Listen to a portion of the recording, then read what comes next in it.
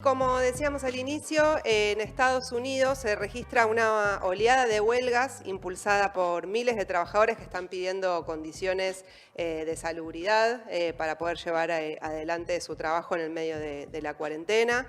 También licencias pagas, porque ese es un derecho que está vedado para la mayoría de los y las trabajadoras de Estados Unidos.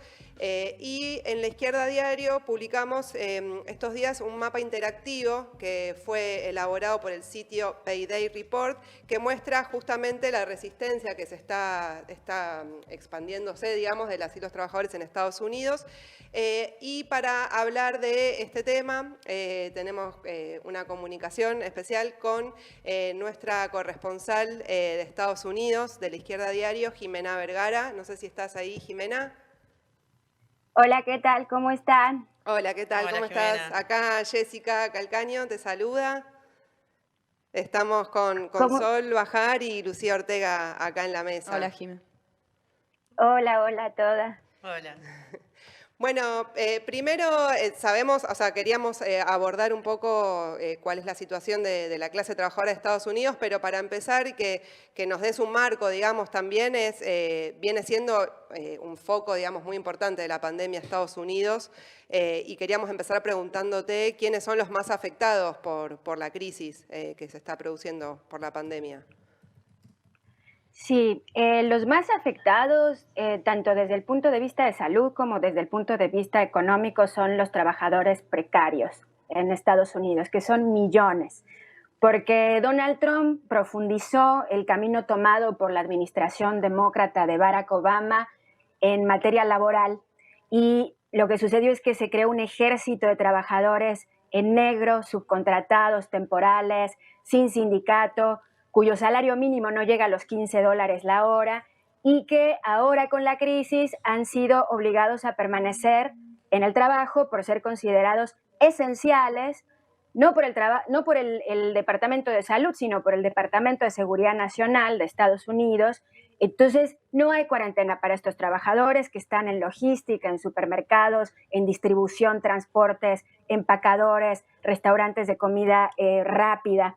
Y por eso, industrias como Amazon o Trader Joe's, que es una cadena de supermercados, están haciendo grandes ganancias y dentro de estos trabajadores precarios, los más vulnerables son, bueno, por una parte los negros y latinos, porque una parte muy importante de estos trabajadores precarios son afroamericanos, caribeño americanos o latinos, y sobre todo los trabajadores sin papeles, que obviamente no recibieron el cheque de $1,200 que aprobó el gobierno, no califican para el seguro de desempleo y no tienen seguro médico.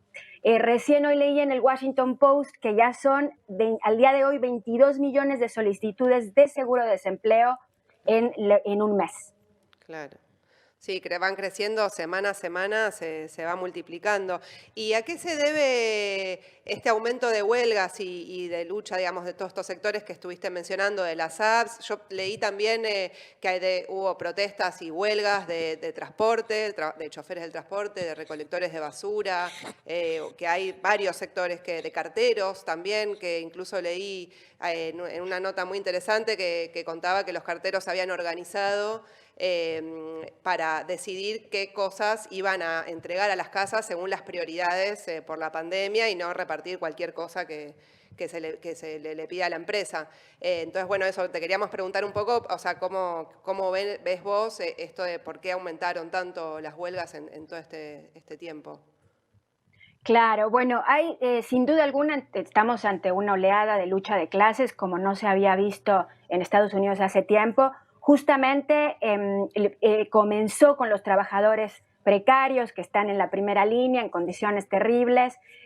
Bueno, justo imagínate que Trader Joe's, la compañía esta de supermercados, es muy importante, les mandó una circular apenas empezó la pandemia a todos los trabajadores, diciéndole, prácticamente amenazándolos para que no intenten sindicalizarse durante la pandemia. Bueno, para no ir muy lejos, en la bodega de Amazon, acá en el Bronx de Nueva York, ya hubo 2 casos de coronavirus registrados y la bodega sigue funcionando. Los trabajadores están denunciando que están repartiendo cosas que no son bajo ningún punto de vista esenciales. Entonces, y los trabajadores de Amazon no están sindicalizados. Entonces estamos viendo luchas por doquier, desde la costa oeste a la costa oeste. De hecho, siguiendo el mapa donde las concentraciones obreras son mayores, es el mapa de la expansión del coronavirus, y hemos visto a los trabajadores de McDonald's en California hacer huelgas, los trabajadores, como decías, de la basura en Pittsburgh, huelgas salvajes, muchas veces contra la burocracia cuando tienen sindicatos, los trabajadores de Walmart, Whole Foods, Trader Joe's han protagonizado acciones, y esto motivó rápidamente a que otros sectores, por ejemplo, trabajadores sindicalizados, comenzaran también a levantar cabeza. Llamó mucho la atención el caso de los trabajadores de General Electric, que pararon la producción un día, salieron de la fábrica para exigir a los patrones que la producción fuera convertida para hacer ventiladores. En la industria automotriz, sectores sindicalizados y enfermeras también están, o trabajadores postales, como decías, están realizando acciones muy importantes. Enfermeras, obviamente, bueno, trabajadores de la salud, es un sector muy sensible frente a la crisis, obviamente, y apenas ayer se llevó a cabo el Día Nacional de Acción de Trabajadores de la Salud en todo el país. Bueno, nuestros compañeros y corresponsales, trabajadores de la salud, Tracy Kwon y Mike Papas de Left Voice, estuvieron ahí en la primera línea con decenas de trabajadores que se han venido de la salud, que se han venido movilizando por equipo de seguridad para el personal de salud, contratación urgente de más personal sanitario y la nacionalización del sistema de salud bajo gestión de sus trabajadores, que es una idea que comienza a popularizarse. Ambos, tanto Tracy Kwon como Mike Papas, formaron en su hospital lo que se conoce como el Grupo de Trabajadores de Primera Línea COVID-19, que es un comité democrático para organizarse frente a la crisis. Claro, sí, sin dudas vimos también, estuvimos pasando acá en el noticiero entrevistas a Tracy, sobre todo las protestas que están llevando adelante allá.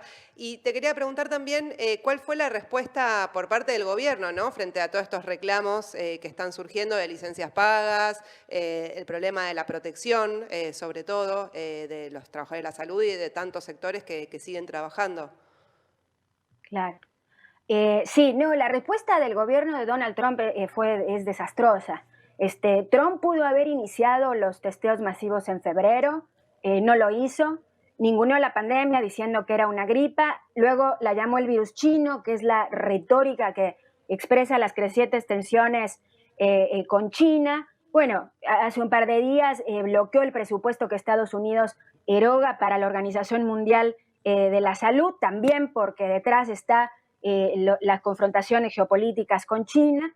Y una vez que la magnitud de la pandemia era ya muy evidente, que se sabía que habría cientos de miles de infectados en Estados Unidos, incluso el gabinete de salud de Trump, contradiciendo al propio presidente, tuvo que retroceder y aprobaron el estímulo de $2 billones, que ustedes también han hablado de esto en la izquierda diario, para las empresas, y un paquete de emergencia que tiene algunos beneficios para los trabajadores, pero muy limitados, como la extensión del seguro del desempleo, pero son migajas ante la magnitud de la crisis y ahí dejan afuera un altísimo porcentaje de la clase obrera, esta clase obrera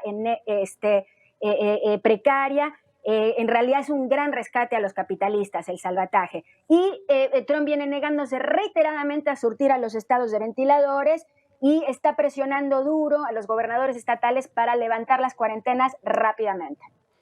Jimena, ¿qué tal? Lucía te habla. Te hago otra pregunta. ¿Qué va a pasar hacia las elecciones en este contexto? Sí, es muy difícil saber, ¿no? Pero porque con la crisis de salud, la recesión, la crisis política en curso, es muy difícil saber. Trump está subiendo y bajando en las encuestas de aprobación del manejo de la pandemia, pero en definitiva no es el gran liderazgo frente a la crisis, ni domésticamente ni internacionalmente. Entonces, esto ha dado espacio a que gobernadores del establishment demócrata, del Partido Demócrata, como Andrew Cuomo de Nueva York, aparezcan como figuras nacionales frente a la crisis, ¿no? Confrontándose con Trump por los aspectos más terribles de la gestión de la pandemia, por mayor presupuesto, ventiladores, etcétera. Hay mucha tensión ahora entre Trump y los gobernadores de los estados por el tema de las cuarentenas. Todos tienen acuerdo en que hay que abrir pronto porque la economía está colapsando, como no se veía desde los años 30, pero los ritmos son distintos y Trump está presionando duro para levantar pronto las cuarentenas, digamos mayo. El Partido Demócrata, por su parte, que venía de una crisis importante en los últimos años porque perdió la elección frente a Trump, se unificó tras Joe Biden, pero Joe Biden es un candidato malísimo, el candidato del establishment, todo el partido lo está apoyando, desde los Obama, los Clinton, Elizabeth Warren, que fue candidata, que se presentó también a la nominación demócrata, y recientemente recibió el apoyo de Bernie Sanders, quien lo llamó su amigo y un hombre muy decente. Bernie Sanders es, como saben, el candidato, el que fuera el candidato de la insurgencia del ala izquierda demócrata, que concitó mucho apoyo popular por sus planteamientos como Medicare for All.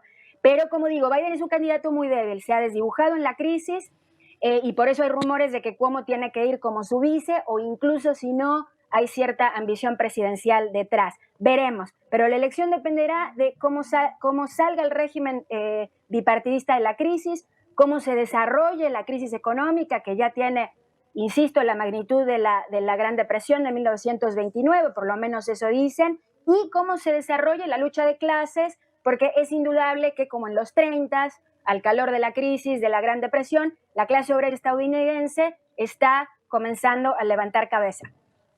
Bien, bueno, Jimena, realmente es muy interesante la situación, digamos, es muy cambiante por la política de los distintos partidos, y especialmente es muy auspicioso que haya una nueva aliada de organización de la clase trabajadora.